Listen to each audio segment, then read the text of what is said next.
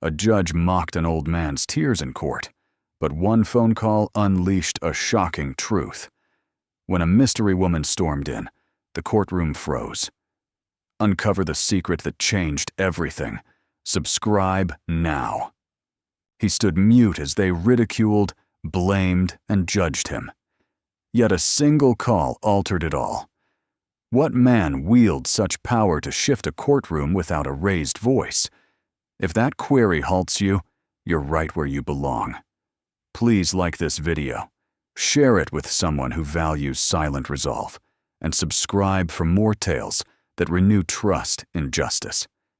Now, let's return to when he entered that courtroom. Solitary.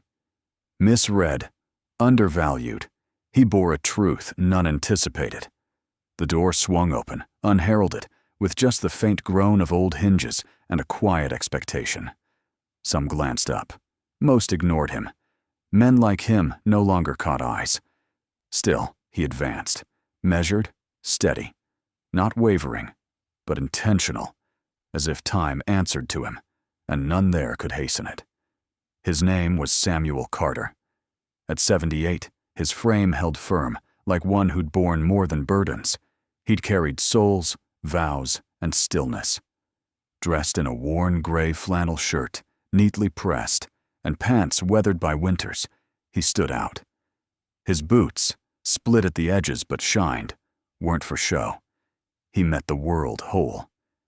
In one hand, a soft, creased felt hat rested, gripped like a soldier's flag, not for flair, but memory. As he approached the defense table, whispers began. Not bold, not overt. They crept in as always. Another drifter. Same old story. Why bother with this one? Samuel didn't react. He didn't glance their way. Not from deafness, but familiarity. He'd heard it on buses, in waiting rooms, at thresholds he'd designed but was barred from. He set his hat softly on the table, clasped his hands like in reverence, and gazed forward. Not at the judge, not upward, but ahead. Firm, focused, unwavering. The charge was unlawful presence on condemned land. The court saw a crime. They missed the reality. For less than an hour, he'd rested on the porch of the home he'd crafted himself. There, his wife once lulled their daughter to sleep. There, he'd painted trim each spring until arthritis stopped him. It was where he last held her hand as she faded. The deed wasn't his now, but the land knew him, as did he. No lawyer stood with him. No cause rallied behind him. He came alone, not for lack of allies, but to bear this himself. His eyes didn't drop when the judge arrived. He didn't stir when called. He'd faced judgment in grander halls for lesser faults. This time, he wasn't defending himself. He tested whether the system dared meet his gaze, and none there suspected. The man they overlooked held the key to justice's true design. Judge Thomas Hargrove smoothed his robe with the weary precision of one too jaded to care. He didn't lift his eyes. He didn't need to. The outcome seemed scripted in his robe's creases and the gavel's heft nearby. With a quick wrist flick, he opened the case file, nonchalant, and skimmed it coldly. Carter, Samuel, 78. Charged with trespassing city property, he read aloud, then paused. A faint sneer tugged his lips. Another routine tale. His voice wasn't harsh, just indifferent, shrinking a man's worth. I can guess, he said, eyes off Samuel. No fixed home, no attorney, no recent work, no clue about the law you defy. Samuel didn't waver. In the corner, Sarah Nguyen paused her tablet. The judge's tone drew her eyes to the table. There was Samuel Carter, seated, her fingers stilled. Not from alarm, but a memory flickered. A younger man, blueprints in hand, proud before a city board. She blinked. Was it him? Judge Hargrove's voice snapped her back. No theatrics today, Mr. Carter. We need speed. He tapped the file twice, chuckling dryly. This docket's packed with folks thinking past claims mean ownership. He met Samuel's eyes now, squinting. He saw no hero, no craftsman, just a tired black man, alone against the law. "Let's be plain," Hargrove said, leaning in. "The city owes you no favors. Memories don't grant deeds." The room grew still, a silence that permitted more than it healed. No one spoke. No one challenged. Only Samuel's steady posture resisted. Sarah's eyes lingered on him. His rooted stance, not defeated, but anchored, felt like a reclamation. She checked the docket again, then him, certainty growing. This isn't what it looks like. He's more than they assume. The judge coughed. "Let's wrap this, Mr. Carter. 2 minutes. Speak now before sentencing." Samuel didn't seize a speech. He didn't shout or shift. He raised his gaze slowly, voice calm as wood. "I'll talk when you're ready to listen." The judge reclined, scoffed. He didn't answer. He grabbed the gavel, and some felt it, a soft tremor before an unseen tempest. The quiet lingered beyond most judges' patience, but Samuel Carter seemed unbothered by time's march. He sat, seasoned by its weight. Judge Hargrove exhaled, curt, irked. "I asked you, Mr. Carter. Will you answer, or just waste our time?" Samuel blinked once, then again, unhurried. His voice, when it came, was soft, but clear. "That home was mine once. The city I shaped, it stood there." The judge tilted his head, amused, like catching a fib. "Shaped it?" he laughed. "That's bold." Across the room, Lucas Hayes, a young Gazette writer, poised his phone to jot a quip, maybe viral. "Old man says he shaped the city. Court smirks." It had bite, but Samuel's tone froze his thumb. Not loud, but true. Not seeking to sway, just stating fact. Lucas felt it. Samuel leaned forward, elbows clear of the table, stance flawless, not pleading, but testifying. His voice, weathered like oak, held firm. "I sketched plans before I read books. I drew walls shielding infants from storms, rooms cradling the dying with grace, places mending the broken." He faced the judge, his gentle tone cutting deep. "I built for healing. Now I stand before a wall that judges." The room didn't gasp, too theatrical. But a shift came, a held breath, a straightened back, as Samuel's weight sank in. Judge Hargrove eased back, face unreadable. He tapped the file once, trying to mute the echo. Sarah Nguyen's gaze returned to the docket. "Carter?" "Samuel." Her mind recalled a handshake, blueprints tucked close, the man who saved Willow Creek Center with one stroke. She swallowed. The judge leaned in, voice sharp. "What's your point, Mr. Carter? The law skips you because you were once somebody?" Samuel didn't budge. "No, sir," he said plainly. "The law's memory is short." Lucas Hayes lowered his phone, sensing not a case, but a turning point. The silence after Samuel's words was fragile, like thin glass. Judge Hargrove held his tongue briefly. When he spoke, his voice was taut, guarded, as if touched unexpectedly. "Poetic, Mr. Carter," he said, clutching the gavel. "But poetry doesn't clear trespassing. Not here." He struck the file harder. "Records show you've been warned about that property. Yet, here you are." His eyes tightened. "Repeat offenders earn punishment, not pity." The gavel fell. Swift, final. 30 days in county jail. The verdict hit like a rock in calm water. No one exclaimed. No one rose. But the room's pulse shifted. A shared pause. A caught breath. Sarah Nguyen looked up, fingers frozen above her keys, not typing. Her eyes darted from Judge to Samuel. Doubt crept into her face, not anger, but uncertainty. Samuel Carter stayed still. He didn't recoil. His hands remained clasped, untouched by the ruling. He turned his wrist, eyeing his worn watch. Leather soft, face clouded, ticking faintly like a pulse. He checked it, not for hours, but for timing. Then he spoke, low, courteous. Can I make one call? Judge Hargrove blinked, caught off guard. He seemed irked, not worried. To who? Samuel didn't reply. His ask wasn't for permission, it was protocol. And now it began. The judge sighed, dismissive. Fine. Bailiff, hand him a phone. 1 minute. The bailiff paused, then offered a phone. Samuel nodded. Thanks. Took it. He didn't browse. He dialed from memory, held it to his ear, and said 3 words. It's time now. He returned the phone, no words added. The room stayed hushed, but the air turned electric, no longer certain. Lucas Hayes set down his pen, feeling a shift, not in notes, but in the space. Something loomed, like thunder in the bones. Officer Daniel Ortiz neared the table, hesitating, unlike most in uniform. The phone was open. He set it before Samuel, stepping back. I'm giving it, but I'm not in this, he said. Judge Hargrove folded his arms, voice mocking. No lawyers now, Mr. Carter, but go on. 1 minute. Don't squander it. Samuel ignored him. He lifted the phone with both hands, paused, then dialed slowly, each press careful, like opening a lock. He raised it, face steady. It's time, he said quietly. No more. No name. No follow-up.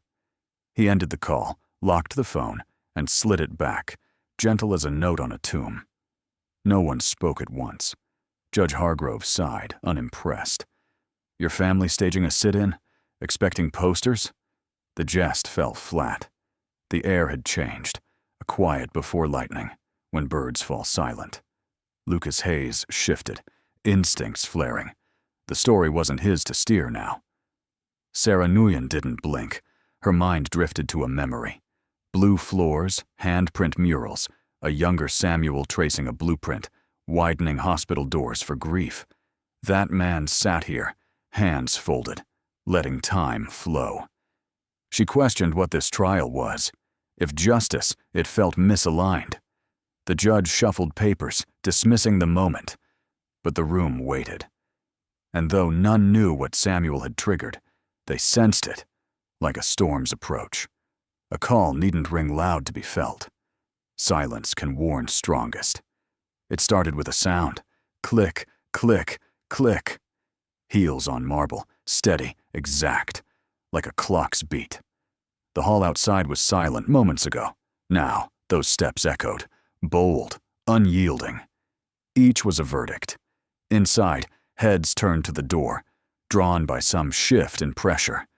Then the doors flew open, not loud, but final. Clara Carter entered, sharp as a drawn sword. Tall, poised, her black suit was stark, all-purpose, no excess. She didn't hesitate or ask.